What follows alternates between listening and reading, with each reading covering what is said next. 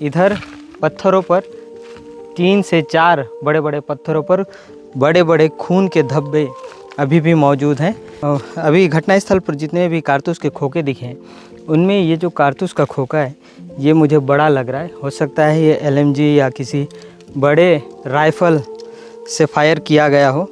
ये लोहे का कारतूस है और जूम करके अगर आप पास से देखेंगे तो यहाँ अभी भी बारूद है जो फटा नहीं है। ये NS है 500 ml का सोडियम क्लोराइड इंजेक्शन IV। ये ग्लूकोज का बॉटल है। हो सकता है कि शायद कोई जवान जब घायल हुआ होगा तो उसे उपचार देने के लिए इसका इस्तेमाल किया गया हो। यहाँ पर इंडियन एयरफोर्स की Mi-17 को उतारा गया।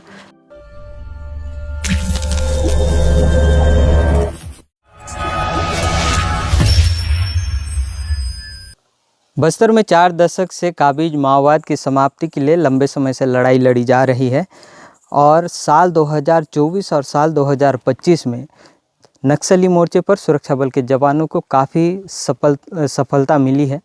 साल 2024 में 217 माओवादियों को मार गिराने के बाद उनके शव को बरामद किया और साल 2025 में एक बड़ी मुठभेड़ हुई है और इस मुठभेड़ में भी जवानों को काफ़ी बड़ी सफलता मिली है।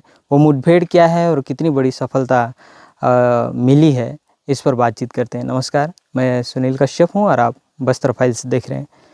दरअसल बीजापुर ज़िले के इंद्रावती टाइगर रिजर्व के इलाके में अन्नापुर और बड़े काकलेर का इलाका है, बड़े काकलेर का गांव है और इसी जंगल में माओवादियों की उपस्थिति की सूचना पुलिस को मुखबिर से मिली थी और जिसके बाद सुरक्षा बल के अधिकारियों ने एक रणनीति तैयार किया और करीब 600 से 700 की संख्या में बीजापुर ज़िले से STF, DRG और बस्तर फाइटर्स के जवानों को सर्चिंग के लिए इसी इलाके में रवाना किया गया था और 9 फरवरी की सुबह जवानों और माओवादियों के बीच मुठभेड़ हुई।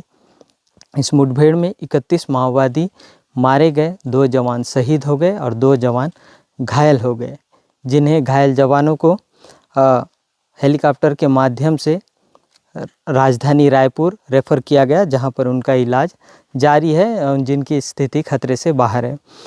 इस घटना की ग्राउंड रिपोर्ट करने के लिए आज हम अन्नापुर के उसी जंगल और उसी पहाड़ पर पहुंचे हुए हैं जहां पर जवानों और माओवादियों के बीच एक बड़ी मुठभेड़ हुई है। ये वही पहाड़ है, ये वही चट्टान है बड़े बड़े जहां पर मुठभेड़ हुई है। शुरुआती तौर पर यह जानकारी मिल रही है कि माओवादियों की मौजूदगी इसी चट्टान पर थी। अलग अलग जगह पर टेंट लगाकर माओवादी थे और जवानों की 2 टीम थी, एक जो इस पहाड़ के पीछे थी और दूसरी टीम इस पहाड़ के आगे थी और इस इलाके से पूरे जवान धीरे धीरे करके इस पहाड़ पर पहुंचने की कोशिश किए।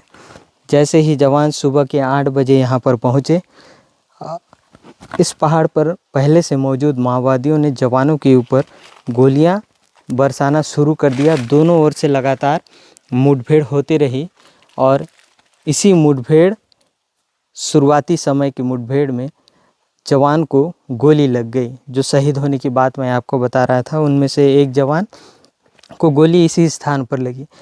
घटना के साक्ष्य अभी भी यहाँ मौजूद हैं। ये आप देख सकते हैं कि इस तरफ जो है घायल जवान या शहीद जवान बोल सकते हैं, उनका वर्दी है जो पूरी तरह से खून से लथपथ है। यहाँ पर पानी का एक बॉटल है और दूसरी बात आप देखें कि जब भी कोई जवान मुठभेड़ में घायल होता है तो अन्य जो साथी जवान या खुद भी घायल होने की स्थिति में कैसे अपने आप को प्राथमिक उपचार पहुंचाए, इसके लिए वो तमाम तरह के इंजेक्शन को भी अपने साथ लेकर चलते हैं।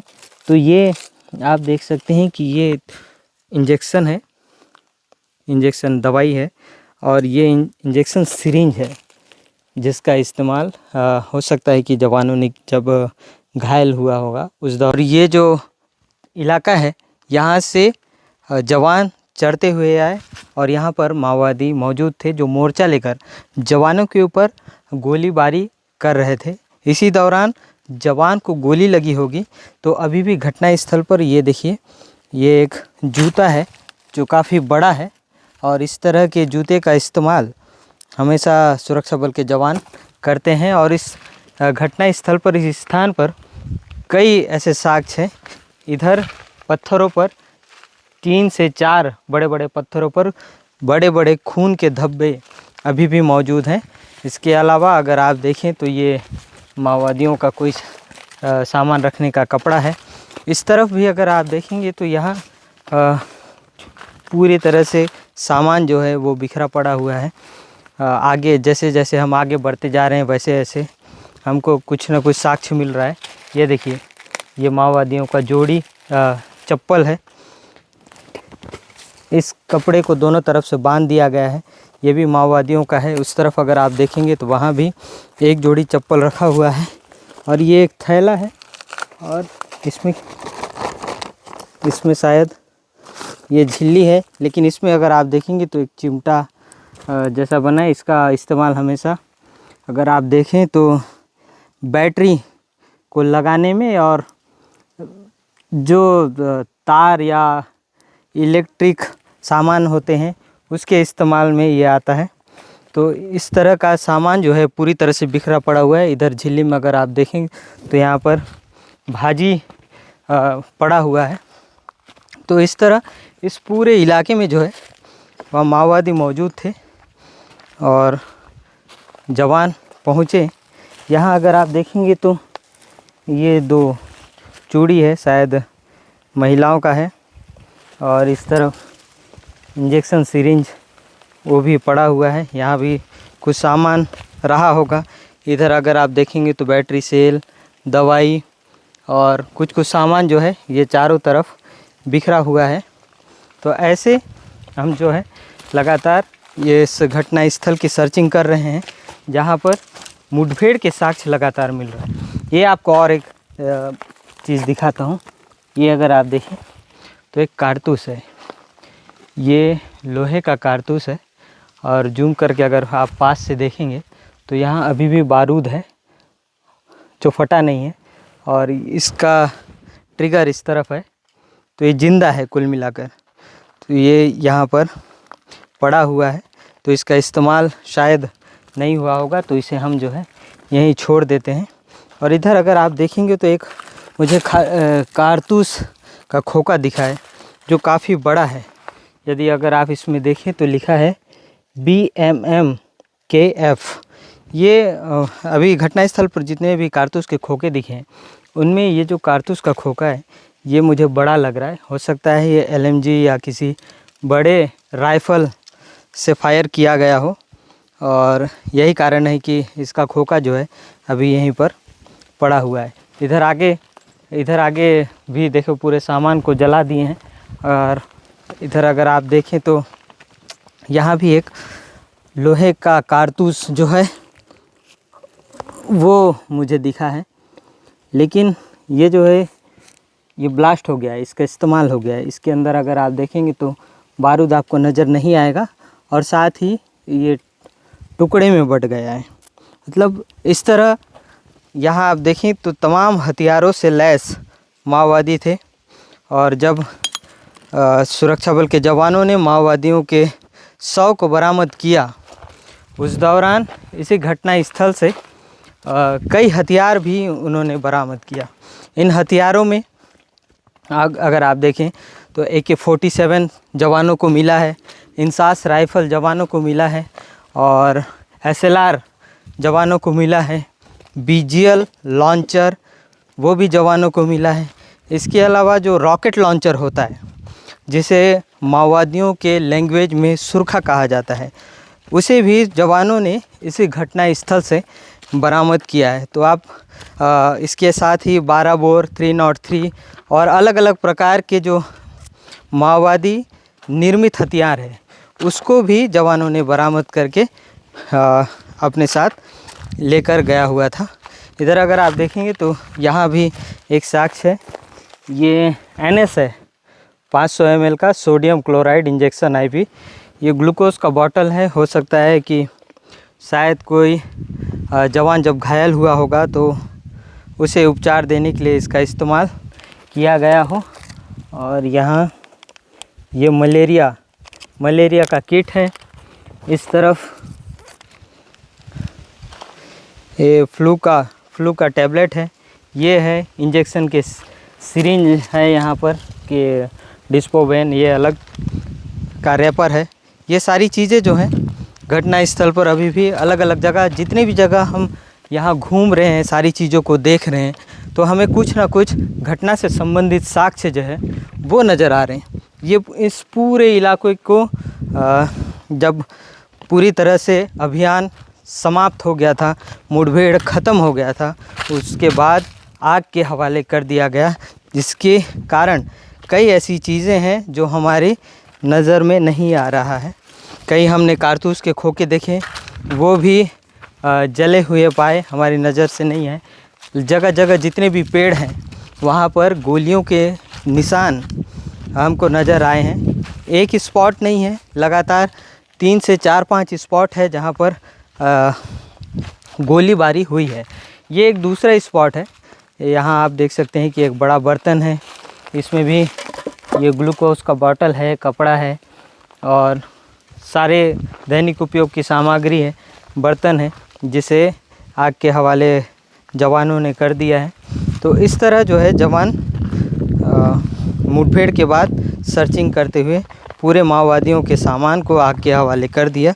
और ये जो सामग्रियां हैं वे यहाँ से साक्ष्य के तौर पर हमको नज़र आ रहा है। यहाँ दवाइयों की मात्रा अधिक है।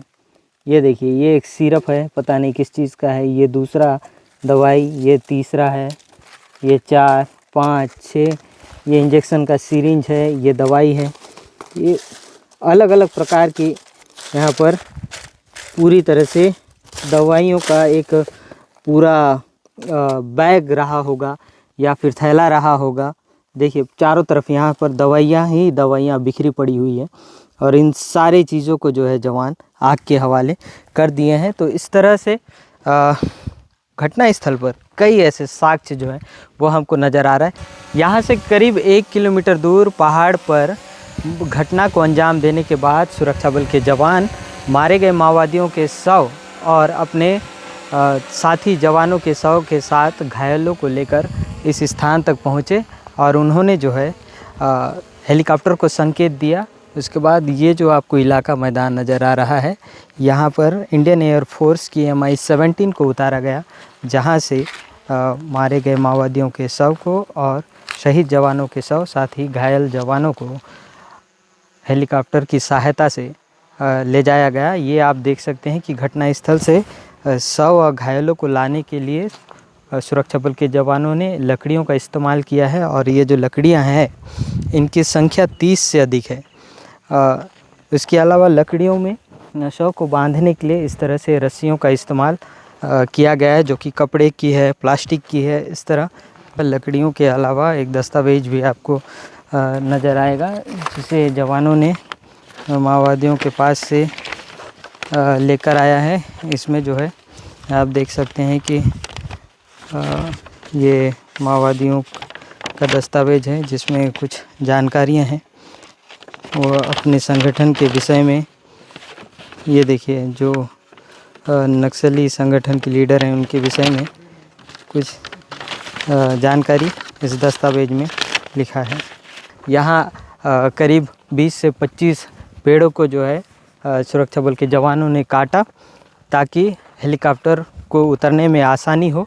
और जब हेलीकॉप्टर उतरा तो जवानों ने मारे गए माओवादियों के शव को और साथी जवानों के शव को और जो घायल जवान थे उनको भी हेलीकॉप्टर की सहायता से मुख्यालय पहुंचाया गया और फिर बेहतर इलाज के लिए राजधानी रायपुर ले जाया गया।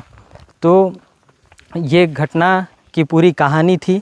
जिस प्रकार से केंद्रीय गृह मंत्री ने यह दावा किया है कि 26 मार्च तक बस्तर ही नहीं पूरे भारत देश से माओवाद का खात्मा किया जाएगा, उसी रणनीति के तहत बस्तर में सुरक्षा बल के जवान काम कर रहे हैं, अधिकारी काम कर रहे हैं और 2025 में उन्होंने एक सबसे बड़े नक्सली घटना को अंजाम दिया है।